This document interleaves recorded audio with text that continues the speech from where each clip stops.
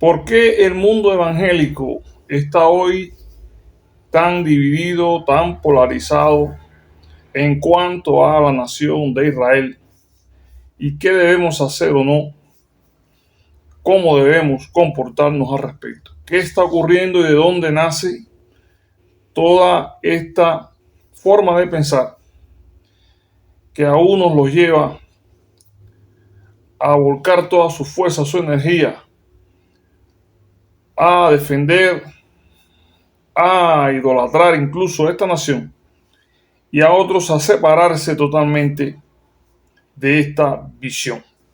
Vamos a estar analizando qué factores influyeron en que esto aconteciese. Aquí hoy seguimos en esta segunda parte de ideología política y religión, donde se mezclan a veces aspectos de la sociedad con la fe, y que en vez de separarnos, en vez de dividirnos, más bien de servir de elementos de conocimiento para unirnos y para entender los procesos por los cuales ha pasado la fe evangélica hasta llegar a estos momentos. Para poder entender claramente este aspecto, debemos y vamos a analizar 4 puntos fundamentales, muy interrelacionados entre sí. La escatología dispensacional, de cual vamos a estar hablando dentro de unos minutos, la influencia política de la nación de los Estados Unidos, la simpatía post-holocausto y la geopolítica del Medio Oriente. Es decir, todos estos elementos se van a unificar y cada uno va a aportar para que se llegue a una visión de lo que algunos consideran la nación que Dios escogió, a la cual debemos rendir,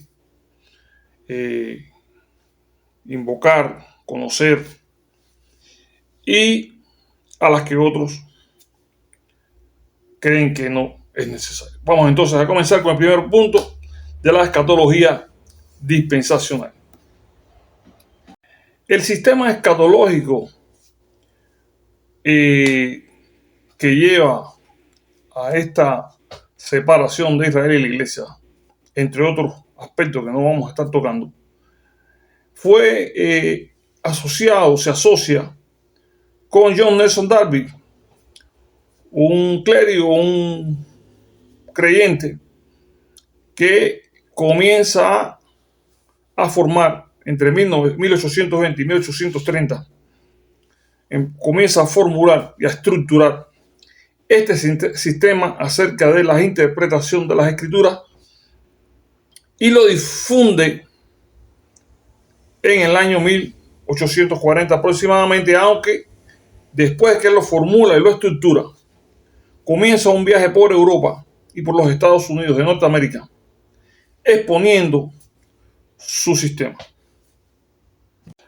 Algunos estudiosos han llegado a plantear que el sistema de Darby no es totalmente original, o sea que ya existían ideas previas acerca de este tipo de interpretación de eventos en la Biblia, pero que Darby, ¿qué es lo que hace?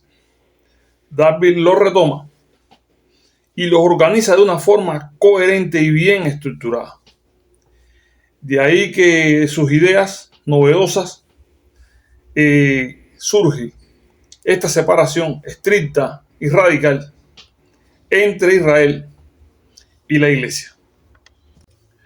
Un factor que no se puede dejar de tener en cuenta en la difusión del dispensacionalismo es el referente a la Biblia de referencia Scofield en 1909. O sea, Scofield crea su Biblia y todo lo que es la explicación de estos eventos escatológicos toman como base, o mejor dicho, lleva todo lo que Darby había analizado y había creado, él lo traspola a su Biblia, dando interpretación hacia los textos según lo que Darby entendía en su visión o su forma de estudio escatológico. De más está decir que este sistema tomó auge, se difunde, se desarrolla de una manera rápida. Todo lo que se planteaba en la Biblia Scofield, todos los planteamientos de Darby coincidían, respondían, daban una respuesta a muchas dudas y a muchas interpretaciones que existían sobre muchos eventos de la Biblia, pero fundamentalmente que estamos tratando de la separación de la iglesia y de Israel y por qué Israel, Dios tiene un trato diferente con Israel. De más está decir que el evangelicalismo norteamericano enseguida lo adopta para sí, lo toma como material de estudio, y debemos de destacar que la escatología de Darby difiere mucho de la de los padres pensadores fundadores de la iglesia del siglo I al siglo V, como Ireneo, Justino Mártir, Agustín de Hipona, que planteaban que el Israel no era más que la iglesia. O sea, la iglesia era una continuación de ese Israel que había existido y por tanto no había una diferencia, sino una continuidad. Igualmente difieren de los pensadores de la Reforma como Martín Lutero y Juan Calvino en el siglo XVI, los cuales también mantenían la posición de los padres de la iglesia y planteaba que la iglesia era el verdadero pueblo de Dios, o sea, que era una continuidad de todo lo que había existido y no una separación. Como vemos, la escatología dispensacional o dispensacionalista de Darby jugó y juega hoy un papel importante en la toma o no de la interpretación de ciertos eventos en la Biblia, ciertos eventos escatológicos. Pero este que nos trata la separación de Israel de la iglesia es fundamental. De ahí que muchos creyentes hoy, motivados y llevados por la difusión del sistema de Darby, de la Biblia Scofield, con la cual muchas generaciones estudiaron, y de lo que la Biblia plantea respecto como respuesta y como respaldo a lo que Darby planteaba. De ahí muchos cristianos hoy crean que Israel es el pueblo elegido y que por tanto todo lo que hagamos es poco en cuanto a este pueblo. De ahí la escatología dispensacional. Cómo surge, quién la crea, cómo se difunde. Y hoy está en muchísimas iglesias protestantes, muchísimas iglesias evangélicas. El otro aspecto que vamos a tocar es la influencia política de Norteamérica en este punto que estamos tratando. En 1948 se funda el Estado de Israel. Todos sabemos el papel que jugó el Reino Unido por ciertos intereses políticos. Y bueno, allí en Palestina se ubica el lugar donde debían de ir los judíos, aquellas personas que pertenecían a este grupo social. Se funda este grupo y enseguida, fundándose Israel, el presidente de los Estados Unidos, Harry Truman, apoya la fundación, inmediatamente reconoce a este Estado. Ahora, existían diferentes factores que hacen que Truman asuma esta posición. Primero, factores geopolíticos. Estando Israel en el punto que estaba en el Medio Oriente, estaba consolidando una posición, un socio estratégico en ese lugar. Y existiendo la Guerra Fría y la presencia de la Unión Soviética y el campo socialista, tenía en esta tierra un lugar, ¿no?, donde podía ejercer su influencia a los países cercanos, a los países de la región. También existió una presión de los sectores cristianos, puesto que muchos cristianos vieron cuando en el 1948 se le concede una parte de Palestina para los judíos. Muchos cristianos vieron el cumplimiento profético de la palabra de Dios y estos sectores cristianos influyeron mucho en esta determinación, así como el grupo de judíos estadounidenses, que no son pocos y que tienen bastante influencia, también tuvieron su juego y jugaron su rol en la toma de una decisión de este tipo. Así surge el Estado de Israel y Truman lo apoya, pero también debemos tener en cuenta que existía un pensamiento mucho más allá, que era el pensamiento de la geopolítica, de cómo abarcar un área, buscar un espacio que en un futuro me pueda servir a mí para mis propios intereses. Y a la vez la iglesia estaba contenta, se había cumplido una profecía, y los judíos estadounidenses también, porque como quiera que sea, veían que ahí podían estar aquellos que habían sido víctimas del holocausto, aquellos que habían estado diseminados por el mundo, ya se podían reunir en un hogar común. Y así en 1967, estando ya este pueblo establecido ahí en Palestina, hay un punto de inflexión donde Israel, después de la guerra de los 6 días, Jerusalén queda bajo dominio de Israel. Jerusalén, la capital, esa que aparece en la Biblia representada tantas veces y que es como un ícono sagrado, ¿no? Para el pueblo hebreo y para todos los cristianos. Ahí queda en manos de Israel y el mundo evangélico, o sea, la sección evangélica lo interpreta como otra señal más de cumplimiento profético. Ahora, se consolida así, de esta manera, a la vez que ya no es solo la tierra, sino Jerusalén en manos de Israel, esta mentalidad, esta forma de pensar de cierto sector de los evangélicos de apoyar a Israel de forma incondicional. Entonces, emergen personalidades que promueven un apoyo activo a Israel sin dejar de tener en cuenta lo que le dije anteriormente. Para Estados Unidos, aparte de esta parte espiritual que muchos veían, estaba también este factor geopolítico de un aliado en el Medio Oriente, de un contrapeso a la influencia soviética y de un socio militar y tecnológico. Entonces, los intereses estratégicos más la influencia evangélica, más el lobby político, más la narrativa escatológica, hicieron que surgiese un pueblo evangélico que estudiase, que creyese firmemente en todo lo que esta escatología planteaba.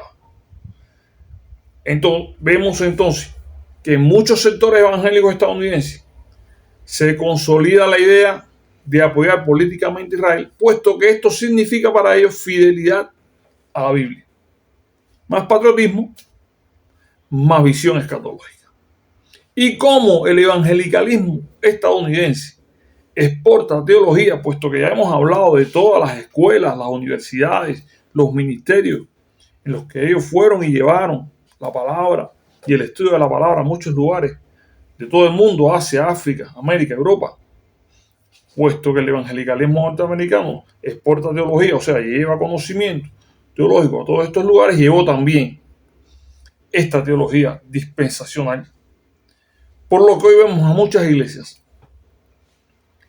con esta manera de ver este enfoque en cuanto a la escatología, y vemos un grupo también que dice que no está de acuerdo. Cada cual tiene su respaldo bíblico, cada cual tiene sus criterios, pero de ahí nace esa es la génesis, a grosso modo, narrada aquí, de estos grupos que apoyan incondicionalmente a Israel. Se unen todos estos elementos y crea esa idea, ¿no?, de que apoyar a Israel sin ningún tipo de miramiento es lo que establece la Biblia. Les repito, apoyar políticamente a Israel es igual a fidelidad bíblica, más patriotismo, más visión escatológica. Se crearon universidades, grupos, escuelas para misioneros, todo una gran estructura para llevar la salvación y el conocimiento de la palabra a otros lugares.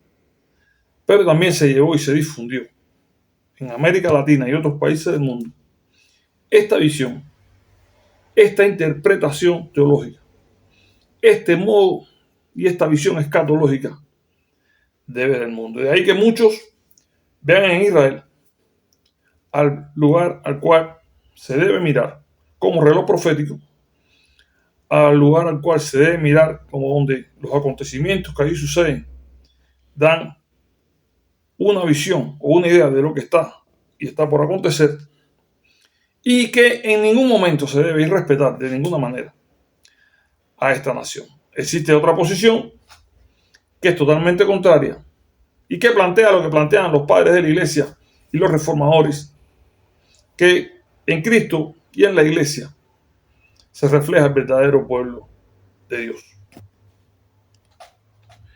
Entonces, mis hermanos, les dejo esta pregunta. Usted puede optar por una u otra opción, por una u otra variante. Puede buscar los textos que apoyen